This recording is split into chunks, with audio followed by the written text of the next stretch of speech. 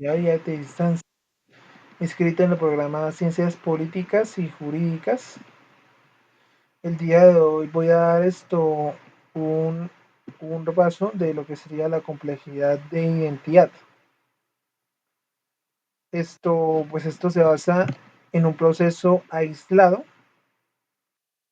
de cómo el sujeto se relaciona directamente con el fenómeno profundamente histórico y moldeado por las dinámicas de poder invisibles que dan pues resultado en entornos de violencia estructurales y simbólicos. Esto pues da lugar a nuestra experiencia vital, que vamos a rondar varias veces el caso de Elena frente a los referentes teóricos y pues dando también iniciativa a los cortometrajes que hemos visto.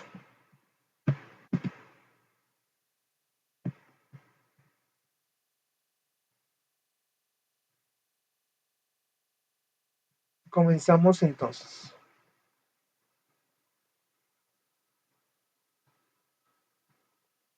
Para este caso tenemos el caso de Elena,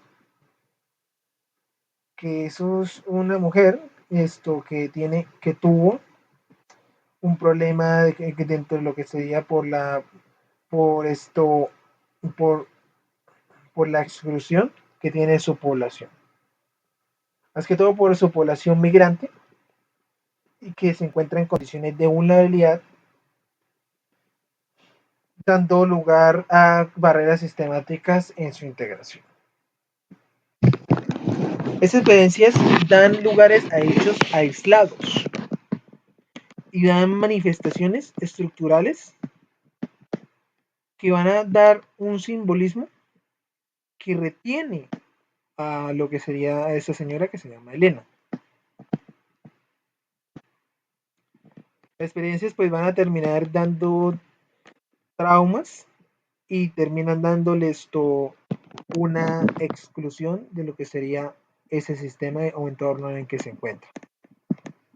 Tenemos aquí la descripción de Elena, que es una mujer migrante de 35 años, madre cabeza de hogar, ilustra cómo las violencias se entrelazan en la vida cotidiana. Elena, a pesar de su formación técnica, se obliga al reciclaje, informar y ventas ambulantes en un asentamiento periférico.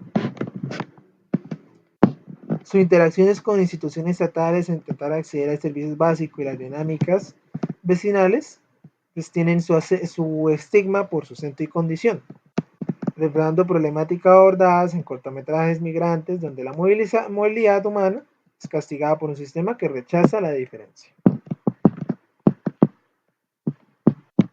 Entonces tenemos la violencia estructural, tal como en barreras invisibles. La violencia estructural pues da al lugar un número, una categoría que determina nuestro destino. Va a dar lugar a falta de regularización documental y el acceso restringido al trabajo formal, y da lugar, por ejemplo, que si nosotros tenemos un entorno, pues vamos a pensar que simplemente es mala suerte y dándonos esa exclusión. Es una ilegalidad impuesta donde el sujeto se siente fuera de lugar, no porque quiera, sino porque las leyes y la economía lo empujan a los márgenes. Entonces tenemos esa imposibilidad laboral formal, esa desigualdad territorial y ese sistema de valor asignado. Serían los tres que son un ejemplo de cómo se relacionan, de cómo se relaciona esta violencia estructural. Está el proceso burocrático, que es el que sufrió Elena, donde pues inseguridad social y simplemente sumergida en ese ámbito de economía, al final termina negándosele esa, esa ciudadanía plena, que pues es lo que le estigmatiza a ella dentro de lo que sería el nuevo territorio que está. Y pues al mismo tiempo pues la desigualdad territorial, que para Elena es básicamente parte de ello, ya que pues no puede acceder a todos los recursos. También está, como se nombra acá, estuvo la residencia sin acceso, de agua potable, donde pues esto se ve la desigualdad, ya para algunos territorios es un ejemplo.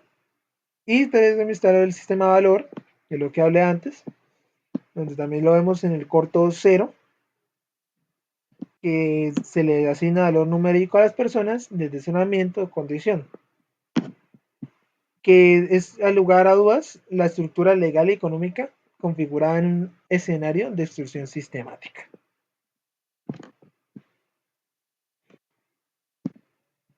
Configuración de la subjetividad, cadencia y subalternidad.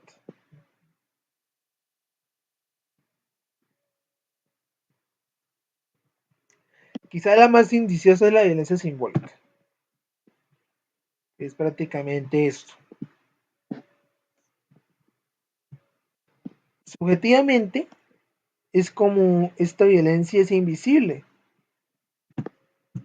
y se expresa pues a través del irreconocimiento, que no son con palabras directas, sino a través de barreras administrativas y condiciones de vida precarias.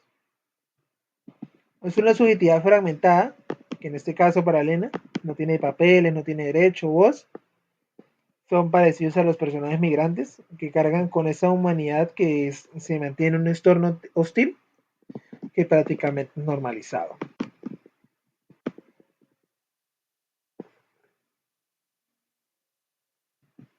Ahora viene la violencia simbólica, que es esto prácticamente el resultado de esto,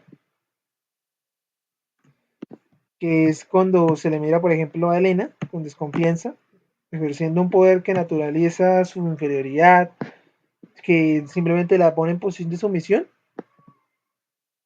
y explica cómo esta víctima a menudo incorpora estas categorías de manera normalizada, creyendo que vale menos. La violencia simbólica es la incidencia simbólica, concepto clave de Pierre Bourdieu, analizado por Calderón. Esta violencia es invisible y se ejerce a través del lenguaje, las miradas y los gestos. Por ejemplo, cuando a Elena se le mira desconfianza y se decide sumisión, está ejerciendo un poder que naturaliza su inferioridad. Como ha explicado Bourdieu, la víctima a menudo incorpora esas categorías y termina creyendo que realmente vale menos, fracturando su subjetividad y creando inseguridad, vergüenza por su identidad cultural.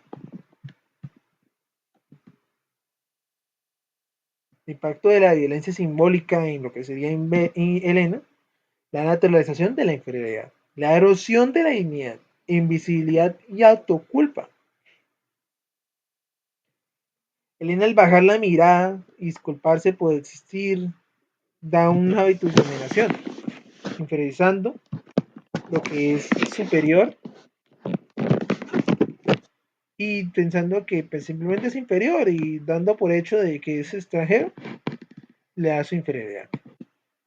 Da también lugar el maltrato sutil, que aunque no deja marcas físicas, da esa identidad estigmatizada y la deja en esto, en ese punto. Y la autoculpa, pues creer que es mala suerte o que simplemente tiene que adaptarse, normalizándolo.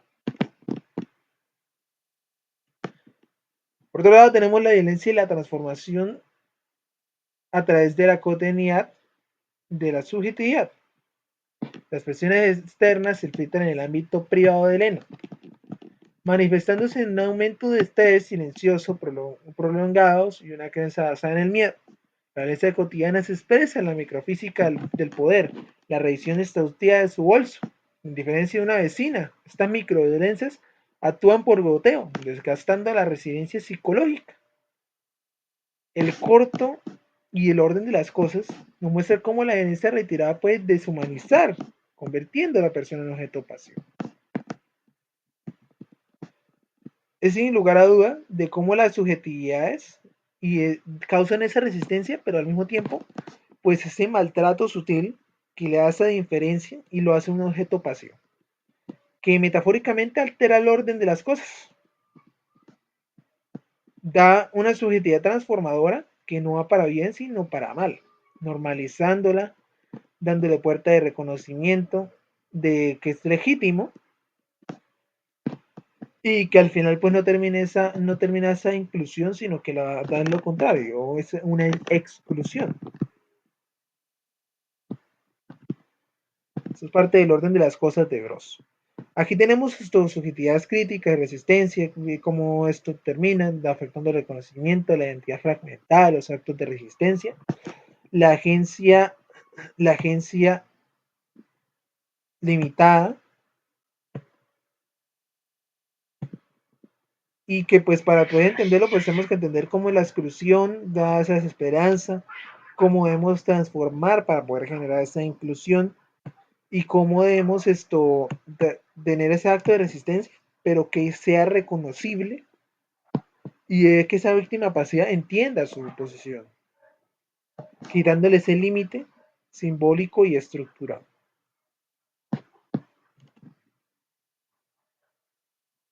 Conclusión, tenemos los prejuicios que dan lugar a la inclusión y limitan este desarrollo de lo que sería el sujeto. Las identidades no son esencia fija, sino son respuesta a las condiciones que habitamos. Si el entorno es violento y excluyente, las subjetividades se configuran desde el miedo y la defensa. Transformar la sociedad implica desmontar no solo las barreras físicas, sino también los prejuicios simbólicos que llevamos dentro. Nombrar la violencia es el primer paso para dejar de normalizarla y abrir puerta al reconocimiento del otro como un legítimo ser, base fundamental para una cultura de la inclusión. Muchísimas gracias, espero que haya sido de su gusto. Muchísimas gracias y hasta luego.